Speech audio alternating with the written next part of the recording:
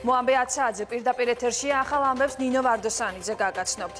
ამ წუთებში ბიზნეს ომბუდსმენი ირაკლი ლექვინაძე 2018 წლის საქმიანობის შესახებ ანგარიშს წარადგენს. პრეზენტაციაზე ის საზოგადოებას ბიზნეს ომბუდსმენის აპარატის მიერ განხორციელებული პროექტების და 2019 წელს დაგეგმილი ინიციატივების შესახებ ინფორმაციას მიაწვდის. გასულ წელს ბიზნეს ომბუდსმენის აპარატმა 316 საქმე განიხილა. გაცემულია 170-მდე რეკომენდაცია და შუამდგომლობა, რომლის დაკმაყოფილების მაჩვენებელი სხვადასხვა უწყების მხრიდან დაახლოებით 65%-ის ფარგლებში მერყეობს. 2018 წელს ასევე ფუნქციონირება დაიწყო ბიზნეს ომბუდსმენის სპეციალურმა პორტალმა, რომლის საშუალებით ბიზნეს სექტორს აქვს შესაძლებლობა, რომ ბიზნეს ომბუდსმენის აპარატთან კომუნიკაცია ონლაინ რეჟიმში განახორციელოს. წარვადგენთ 2018 წლის ანგარიშს, ჩვენი ანგარიში წარმოდგენილი იქნება ჩვენს მიერ განხორციელებული საქმეები და პროექტები 2018 წელს.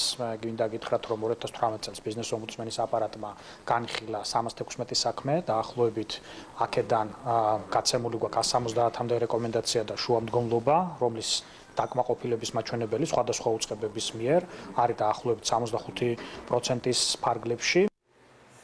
მამუკა ხაზარაძე და ბადრი ჯაფარიძე დღეს საკანონმდებლო ორგანოში მისვლას გეგმავენ. პარლამენტში TBC ბანკთან დაკავშირებულ საკითხებს განიხილავენ. ეროვნულმა ბანკმა ამ საკითხის პარლამენტში განხილვა მიზანშეწონილად არ მიიჩნია, თუმცა კობა გვენეტაძის მისვლა საპარლამენტო დღის წესრიგიდან არ მოხსნილა.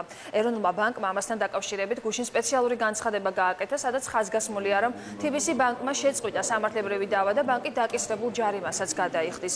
ეროვნული ბანკის პრეზიდენტის გადაწყვეტილებას საპარლამენტო უმცირესობა რეგლამენტის დარღვევას უწოდებს. მართველი გუნდი კი აცხადებს, რომ ეროვნული ბანკი დამოუკიდებელი ორგანიზაციაა და გადაწყვეტილებას თავად იღებს. ეროვნული ბანკის პოზიციას ბიზნეს ომბუდსმენიც აფასებს.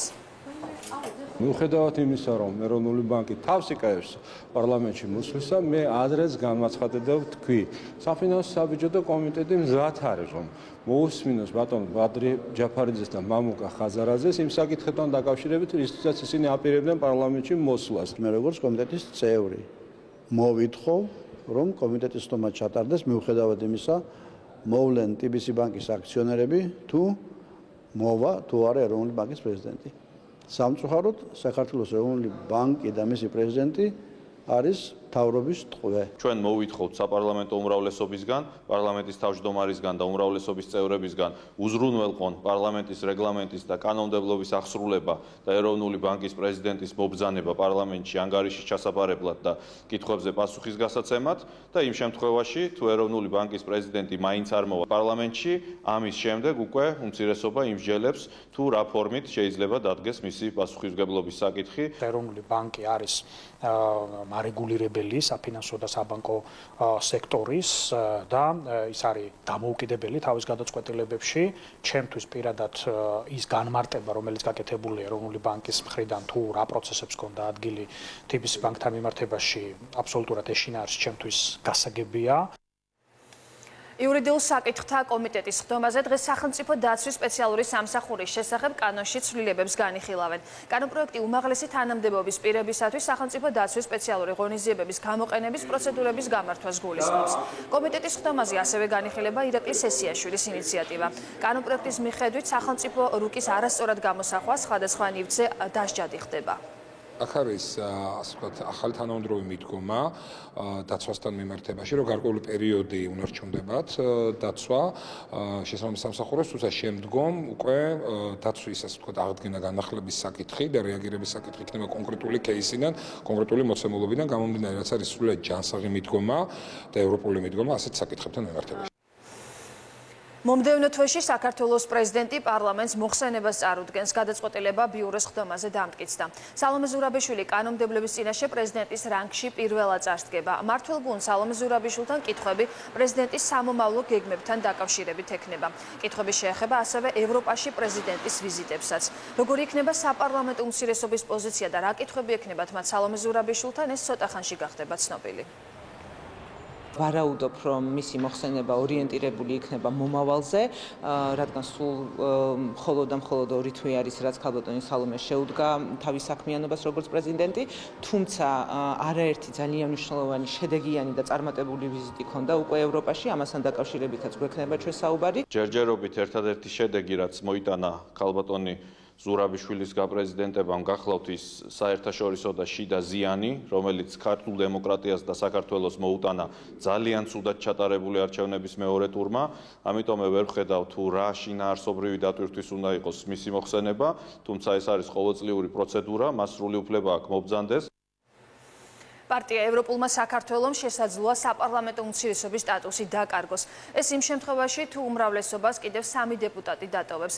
ევროპული საქართველოს საკანონმდებლო ორგანოში 20 დეპუტატით არის წარმოდგენილი. საპარლამენტო უმცირესობის სტატუსის შენარჩუნების მიზნით ნაციონალური მოძრაობა არ გამორიცხავს, რომ ევროპულ საქართველოსთან კონსულტაციები გამართოს. რომან გოცირიძის შეფასებით, უმცირესობის სტატუსი პარლამენტში პოლიტიკურ ბერკეტს წარმოადგენს. სერგი კაპანაძის განცხადებით კი უმცირესობის სტატუსი პარტიისთვის ნაკლებ მნიშვნელოვანია, თუმცა ევროპული საქართველო კონსულტაციისთვის მზად არის. ჩვენ თუ უმცირესობის სტატუსს დავკარგავთ, ეს არის მე-1000 საკითხი ჩვენ დღის წესრიგში დღეს. ჩვენ 3 ფრაქცია გვაქვს პარლამენტში, ეს 3 ფრაქცია საკმარის საშუალებას იძლევა იმის, რომ ნებისმიერი საპარლამენტო აქტივობა განმახორციელოს. რაც შეეხება კონსულტაციას ნაციონალურ მოძრაობასთან, თეორიულად ნებისმიერ საკითხზე, მათ შორის ამ თემასთან დაკავშირებითაც კონსულტაციები შეიძლება გაიმართოს ნაციონალურ მოძრაობასთან. ეს ბუნებრივია, ასე არის, მაგრამ ამ ეტაპზე ეს დღის წესრიგში არ არის. უმცირესობის შეგროვებასთან დაკავშირებით არავითარი კონსულტაციები არ მიმდინარეობს. არ ვქონია ამის შესახებ საუბარი არც ევროპულ საქართველოსთან, არც პარტიის შიგნით. ეს არ არის მხოლოდ საპარლამენტო მუშაობის ტექნიკური საკითხი, ეს არის პოლიტიკური საკითხი. თუ დადგება იმის აუცილებლობა, რომ უმცირესობა დაიშლება, მაშინ ვნახოთ. საგარეო საქმეთა მინისტრი გაეროს ადამიანის უფლებათა საბჭოს მე-40 სესიის მაღალი დონის სეგმენტზე სიტყვით გამოვიდა. მინისტრმა ხაზი გაუსვა ამ ინსტიტუტის მნიშვნელობას და მის როლს ადამიანის უფლებათა დაცვის საქმეში. განსაკუთრებით იმ ფონზე, როდესაც საერთაშორისო თანამეგობრობის ერთიანი ძალისხმების მიუხედავად კონფლიქტები და არასტაბილურობა, უთანასწორობა, დისკრიმინაცია და ადამიანის უფლებათა სხვა დარღვევები მთელ მსოფლიოში კვლავაც უდიდეს გამოწვევად რჩება. მინისტრმა საბჭოს საქართველოში ადამიანთა უფლებების დაცვის კუთხით მიღწეული მნიშვნელოვანი პროგრესი გააცნო. ვრცლად ისაუბრა ბოლო წლებში განხორციელებულ რეფორმებსა და ახალ ინიციატივებზე და აღნიშნა ამ პროცესში სამოქალაქო საზოგადოების ჩართულობის მნიშვნელობა. მათგილზე არსებული ჰუმანიტარული და ადამიანის უფლებათა მდგომარეობა დღითიდღე უარესდება. საოკუპაციო ხაზის გასწვრივ, უკანონოდ აღმართული მავთუხლართები და სხვა ხელოვნური დაბრკოლებები ადგილობრივი მოსახლეობის ყოველდღიურ ცხოვრებაზეა ისახება. შემაშფოთებელია ისიც, რომ ოკუპირებულ რეგიონებში არჩილ ტატუნაშვილის, გიგა ოთხოზორიასა და დავით ბაშარულის მკვლელობის საქმეზე ჯერ კიდევ არ აღსრულებულა მართლმსაჯულება. საქართველოსა და საერთაშორისო თანამეგობრობის უდიდესი ძალისხმების მიუხედავად ეთნიკურ წმენდას დაქვემდებარებული 100,000-ობით იძულებით გადაადგილებული პირი და დევნილი კვლავ მოკლებულია საცხოვრებელ ადგილებში უსაფრთხო და ღირსეული დაბრუნების უფლებას. ფიჩის რეიტინგში საქართველოს დაწინაურება ქვეყნის ეკონომიკური პროგრესის აღიარება. ამის შესახებ მსოფლიო სავაჭრო ორგანიზაციის პრეზიდენტმა საქართველოს საგარეო საქმეთა მინისტრთან შეხვედრის შემდეგ განაცხადა. რობერტო აზევადომ დავით ზალკალიანს ეს მიღწევა პირადად მიულოცა. აზევადომ განაცხადა, რომ რეიტინგის გაუმჯობესებაში დიდი როლი ითამაშა ქვეყანაში არსებულმა პოლიტიკურმა და ეკონომიკურმა სტაბილურობამ. საქართველოს მეტი პოლიტიკური და ეკონომიკური სტაბილურობა. ეს გახლავთ ის ფაქტორები, რამაც გავლენა იქონია რეიტინგის გაუმჯობესებაზე. მაჩვენებელი ასევე ასახავს საქართველოს რეფორმებს და ეკონომიკურ ღიაობას, რასაც საქართველოში ვხედავთ. საქართველო, როგორც ვიცი, მე-6 ადგილს იკავებს მსოფლიო ბანკის ბიზნესის კეთების სიმარტივის რეიტინგში, რაც განსაკუთრებული მიღწევაა, რომელიც ასევე უაღრესად მნიშვნელოვანია მდგრადი განვითარებისთვის. ასევე მნიშვნელოვანია არა მარტო ეკონომიკურის და არამედ ინკლუზიური ეკონომიკურის და, რაც გულისხმობს მეტი ადამიანის ჩართულობას ეკონომიკაში. ასე რომ, ეს გახლდათ ძალიან კარგი და პროდუქტიული საუბარი. მე დარწმუნებული ვარ, რომ ჩვენ კიდევ უფრო მჭიდროდ ვითანამშრომლებთ.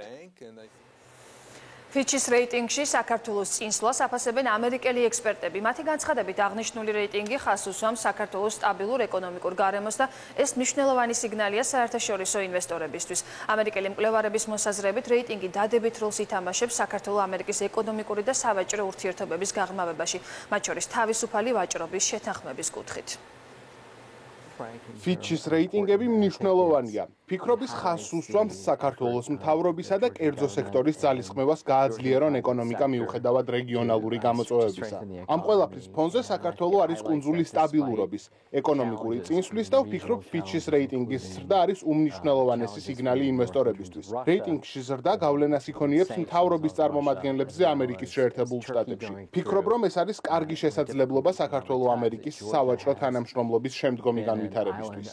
ეს არ არის მხოლოდ საქართველოში მიმდინარე წარმატებული პროცესების წარმოჩენის ერთი ასპექტი. როგორც ჩვენს ბოლო კვლევაში აღვნიშნეთ, ეკონომიკური თავისუფლების ინდექსის შესახებ ამ კვლევებითაც საქართველოს რეფორმების ვარსკვლავია და არა მხოლოდ Heritage Foundation-ის კვლევებში, არამედ სხვა საერთაშორისო კვლევებითაც. ყველა კვლევა ანახებს, რომ საქართველოს ეკონომიკა ვითარდება და ქვეყანა პროგრესს განიცდის. 2019 წელი საქართველოსთვის დიდი წარმატებების წელი იქნება.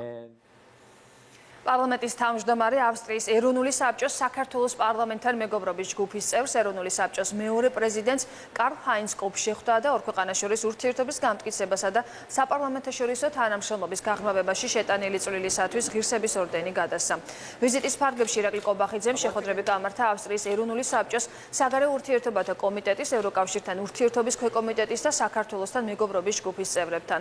შეხვედრაზე ორმხრივი და მრავალმხრივი ურთიერთობები განიხილეს. ეროვნული საბჭოს წევრებმა ხაზგასმით აღნიშნეს, რომ ავსტრია საქართველოს დასავლური მისწრაფებების, ასევე ჩვენი ქვეყნის სუვერენიტეტის და ტერიტორიული მთლიანობის მტკიცე მხარდამჭერია.